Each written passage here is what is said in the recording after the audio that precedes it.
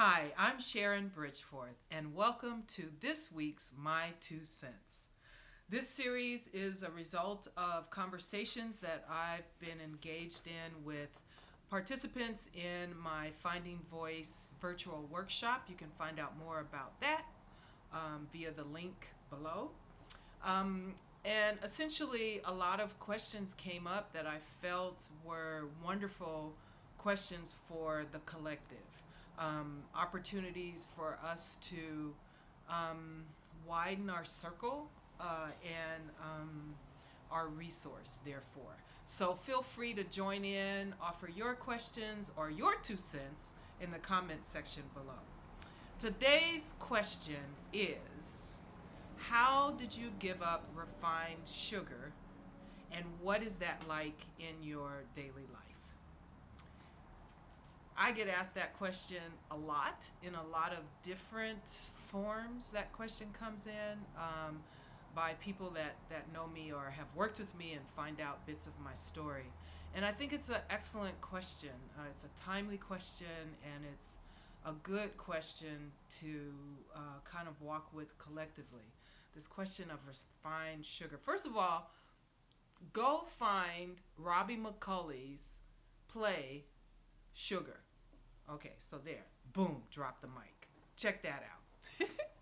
Anyway, um, the very simple, straightforward response is that refined sugar makes me sick. So I am committed to feeling fabulous.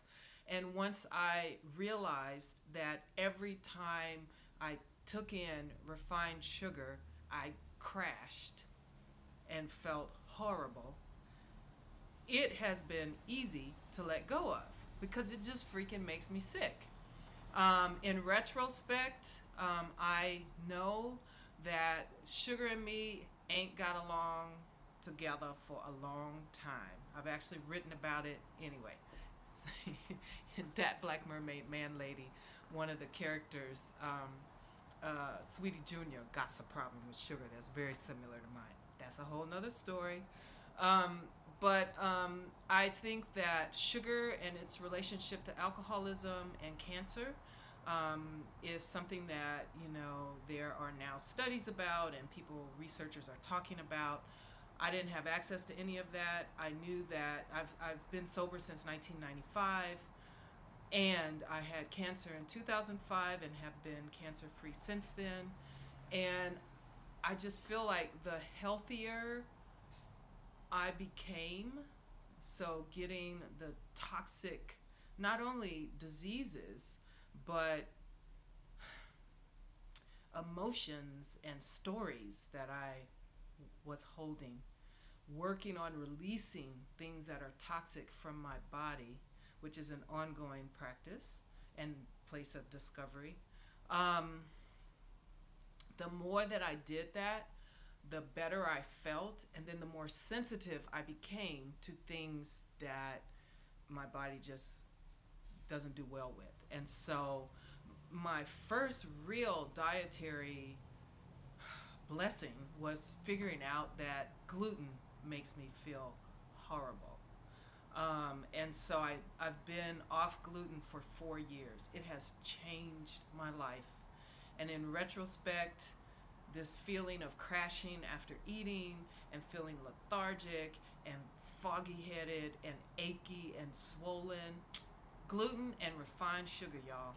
Anyway, so I first gave up gluten 4 years ago, and I just feel so much better. And if I eat it, because it's in so many things, if I eat it by mistake now, um, I feel it immediately and I crash. And I'm like, oh man, I used to feel like that all the time.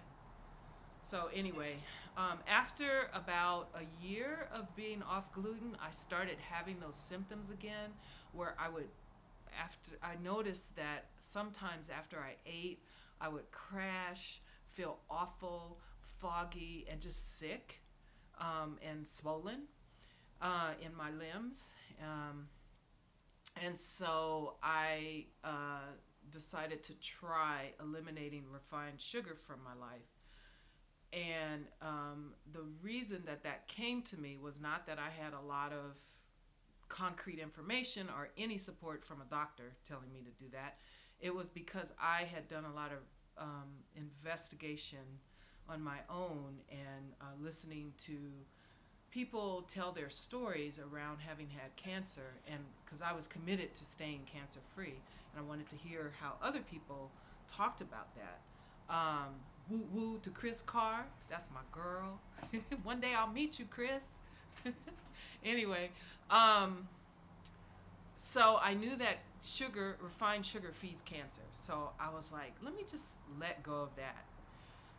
And immediately, God, it made such a difference. So if I eat it by accident, again, I feel it immediately, and I'm like, damn, I used to feel like that all the time. And so I am so grateful to feel fabulous that it is very easy for me to say no. I can look at desserts and my used to be favorite breads and ingest it with my eyes and memory and be just fine. Because I know that if I touch them things, they're going to take me down. So, another thing that I think has been helpful is that as a writer, I have, and as an artist, as a maker of performance, I have many years of experience of listening with my essence, of receiving what wants to come through, and working in a practice of allowing that through me. So, listening to my body and honoring and respecting what my body was telling me. So using the information of not feeling good as an opportunity to feel good. So trying to see what my body was trying to tell me. I think that because as an artist I have a practice of listening with my essence and receiving. I think that that's been really helpful too. I'm sure there will be some other things that will come up that I will find out as I, continue to grow in my health and wellness, that I'll find out that I'll need to let go of. Right away, cow dairy and is something that I'm not saying that I'm not doing it, but I do it hardly ever, because I know that that's the next thing on the give up platter. But anyway, so as artists, it's all one thing. We are the vessel for the work. Our body is the temple of our spirit, which is how the work passes through. So anything that helps you to be more present in your essence, in your daily life as an artist, is going to help you be more tapped in and productive and happy and joyful in your artistic practice and life. And if I didn't have to, if refined sugar didn't make me sick, I'd still be eating them brownies, yo. If gluten didn't make me sick, I would eat that sourdough bread. If pork didn't make me feel bad, I would have me some fried pork chops. But the truth is those things have there is a cost for them in my body. So what are you committed to? What is the truth that your body is offering you? How can you honor the truth of who you are and what wants to come through and happen? And how can you say yes to that? That's my question for you. And it's a fine line, because you need to honor and be able to discern the truth about the difference between what your body is really saying and being obsessive and whacked out, So anyway, root in the truth, be kind and gentle to yourself. You can start by just doing little things. You don't have to make big sweeping changes unless you need to, you know. Add that smoothie into your day.